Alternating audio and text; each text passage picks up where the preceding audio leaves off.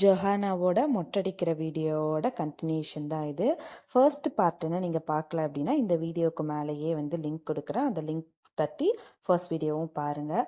So பாப்பாவுக்கு மொட்டடிக்கும் போது பார்த்தீங்க அப்படின்னா ரொம்ப அழுதுது அப்படிலாம் கிடையாது. நார்மலாக தான் பாப்பா இருந்தாங்க.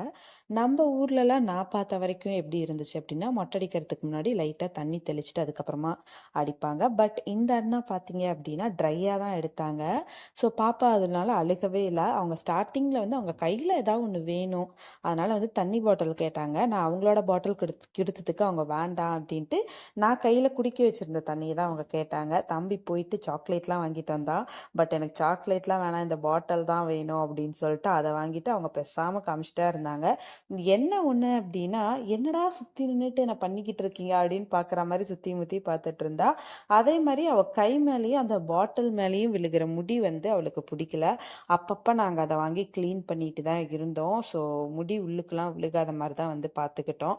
அவள் கையில் என்னென்னா அப்பப்போ முடி விழுகும் போதெல்லாம் அம்மா அம்மான்னு கூப்பிட்டு க்ளீன் பண்ண சொல்லிக்கிட்டே இருந்தா. அதனால் நடுவில் நடுவில் கொஞ்சமாக நிறுத்தி நிறுத்தி அந்த முடியெல்லாம் க்ளீன் பண்ணி விட்டுட்டு அதுக்கப்புறம் திரும்பி அந்த அண்ணன் வந்து அடிக்க ஸ்டார்ட் பண்ணாங்க. அவள் கொஞ்ச நாளில் நடுவில் வந்து ஒரு 2 செகண்ட் என்னமோ அவள் ஆட்டிட்டா. அதனால் கொஞ்சம் காயமாயிடுச்சு. கண்டிப்பாக மொட்டடிக்கும் போது பிள்ளைங்க எல்லாருக்குமே அந்த காயம் வரும் தான்.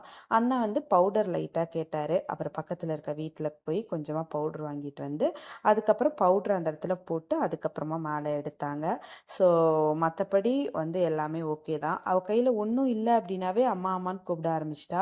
அப்புறம் கொஞ்ச நேரத்தில் பார்த்தீங்க அப்படின்னா கார்கி அந்த மாதிரி மாற்றி மாற்றி கொடுத்து நாங்கள் சமாதானப்படுத்திட்டே இருந்தோம். திரும்பியுமே ஃபைனலாக வந்து தண்ணி பாட்டில் அதே பாட்டில் தான் அவள் கேட்டா.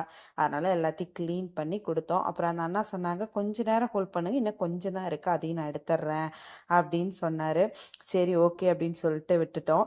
மொட்டை அடிக்கிறது பாப்பாக்கு தான். ஆனால் பாப்பா கண்ணில் பயத்தை காணோம், தம்பி கண்ணில் தான் பயம். சொத்துக்காக நம்ம உசுர கொசுரா கேட்கிறாங்க ஐயா. ரைட்லா ரைட்டு இருந்தா ஊருக்கு இல்லைன்னா சாமிக்கு. ஸோ முன்னாடியே சொல்லிட்டோம், நீ சபாலேருந்து வந்தோடனே பாப்பா கிட்ட வந்து அப்பப்போ மூஞ்ச காமிச்சிட்டு போயிரு அப்படின்ட்டு.